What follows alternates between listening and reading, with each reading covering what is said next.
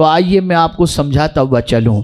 मेरे प्यारे आका सल्लल्लाहु ताला अलैहि वसल्लम के प्यारे दीवानों, आज के दौर का इंसान अगर तबाह हो रहा है, बर्बाद हो रहा है, बेराह रवी का शिकार हो रहा है, गलत रास्ते का मुसाफिर बन रहा है, आवारगी की दहलीज पर कदम रख रहा है, अय्याशियों के अड्डों को आबाद कर रहा है, हराम कारोबार की तरफ अपनी तवज्जो को मबजूल कर रहा है, इन सारी चीज़ों की वजह सबसे बड़ी ये है कि हुब्बे दुनिया इसकी ज़िंदगी के अंदर दाखिल हो चुका है। इस तरह से वो दुनिया की मोहब्बत में गिरफ़्तार हो गया कि उसे ऐसा लगता है कि ये दुनिया ही सब कुछ है। मैं इंशाअल्लाह थोड़ी देर में आपको समझा दूंगा तो आप अच्छी तरीके से बात समझ जाएंगे कि दुनिया की पोजीशन क्या है। अल्लाह अकबर। आप जानते हैं एक बच्चा ज़मीन पर जब कदम रखता है तो कदम रखते ही वो रोना शुरू करता है।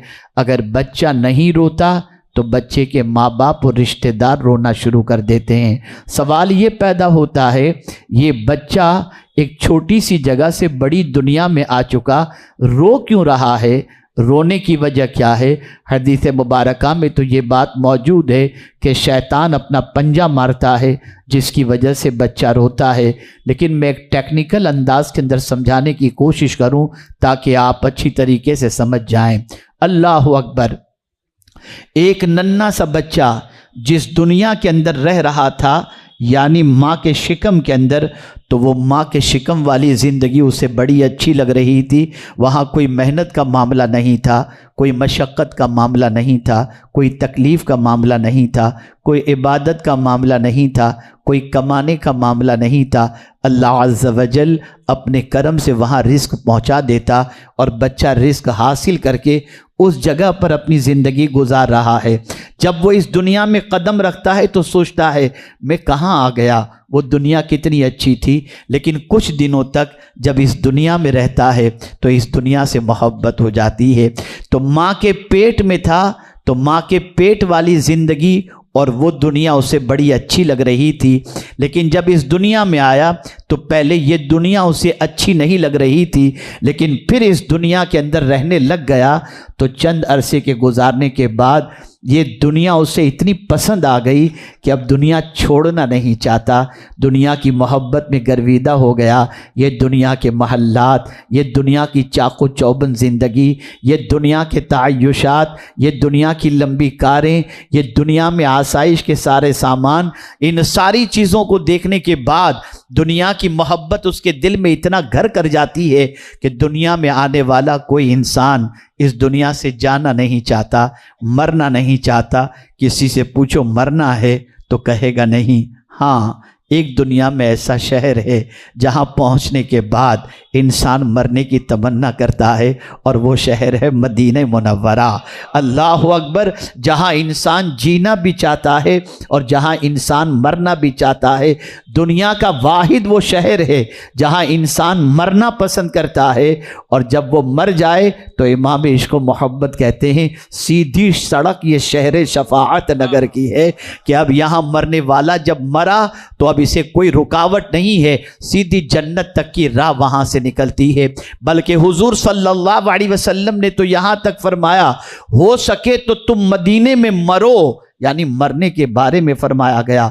इसीलिए बहुत सारे लोग अपनी ज़िंदगी के आखिरी अय्याम को मदीने मुनव्वरा में गुजारते हैं और सोचते हैं कि मौत आए तो मदीने ही के अंदर मौत आए। मेरे प्यारे आका सल्लल्लाहु अलैहि वसल्लम के प्यारे दीवानों, ये सिर्फ हम लोगों की तमन्ना नहीं, वो सैयदना फारूक आज़म रदियल्लाहु मौला तबारक व तआला अन्हु, जिनकी नेकियां आसमान के तारों के बराबर, वो क्या दुआ करते हैं? अल्लाहुम्मा रज़ुक़नी शहादतन फ़ी सबीलिक वजअल मौती फ़ी बलद रसूलिक। ए अल्लाह, मुझे शहादत की मौत अता फरमा और मदीने में मुझे मौत अता फरमा। अल्लाह अकबर। इमाम मालिक ज़िंदगी में एक ही मरतबा हज के लिए तशरीफ़ ले गए और इस्तिंजा करने के अलावा मदीने मुनव्वरा से बाहर नहीं निकले। कभी मदीने में इस्तिंजा भी उन्होंने नहीं किया, जब हाजत होती तो मदीने से बाहर निकल जाया करते। और क्या इश्क था मदीने से इमाम मालिक को, मदीने के दरो दीवार को चूमा करते थे।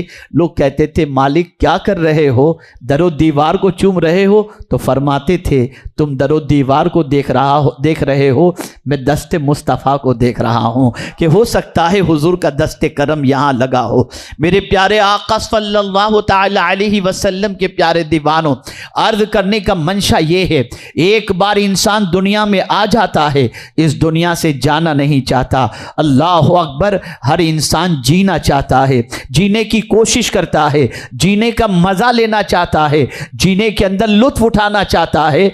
मेरे प्यारे आका सल्लल्लाहु ताला अलैहि वसल्लम के प्यारे दीवानों, एक बच्चा भी अपने बाप को मौत के दहाने पर देखकर अपना सारा सरमाया कुर्बान कर देता है और चाहता है कि मेरा बाप न मरे। इसी तरीके से मरने वाले शख्स के पास अगर दौलत का अंबार मौजूद है और ऐसे मर्ज में गिरफ्तार हुआ जिस मर्ज का इलाज दौलत बेबहा खर्च करने के अलावा किसी और तरीके से नहीं है, तो फिर वो चाहेगा उसकी जिंदगी का सारा सरमाया ले लिया जाए, लेकिन उसे चंद दिनों की जिंदगी नसीब हो जाए। पता ये चला दुनिया की मोहब्बत इंसान के दिल के अंदर है। वो मां के पेट में था, वो दुनिया से जब इस दुनिया में आया तो वो दुनिया से इस दुनिया में आने के बाद वो रोने लगा।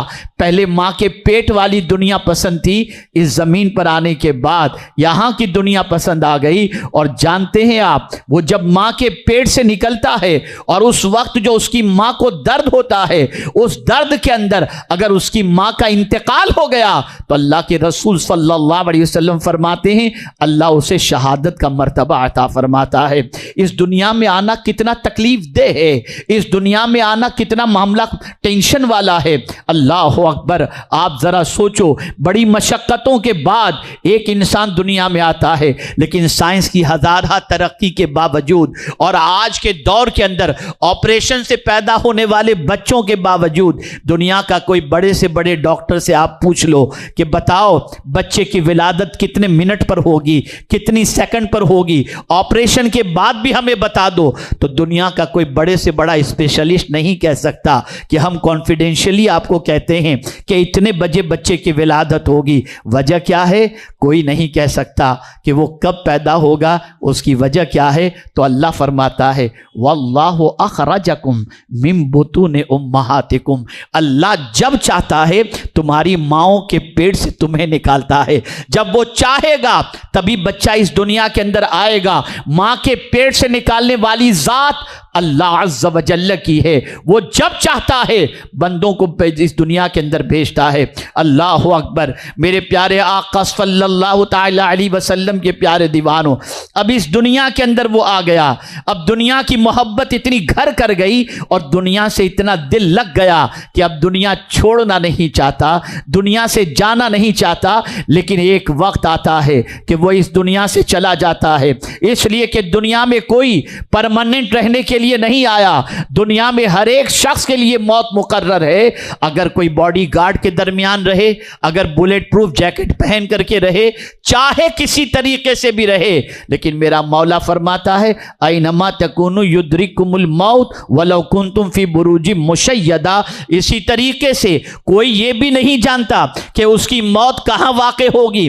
वमा तदरी नफ्सुम बिअय्यि अर्दिन तमूत, कोई जान नहीं जानती कि उसकी मौत कौन सी जमीन पर होगी। अल्लाह अकबर। हजरत सुलेमान अलैहिस्सलातु व तस्लीम तशरीफ फरमाते, दरबार लगा हुआ था, उसी दरबार के अंदर एक शख्स बैठा हुआ था। अल्लाह अकबर। हजरत इजराइल अलैहिस्सलाम तशरीफ लाए और उसे घूर कर देखने लगे। उस शख्स को नहीं मालूम था कि लिबास बशरी में ये हजरत इजराइल अलैहिस्सलातु व तस्लीम है।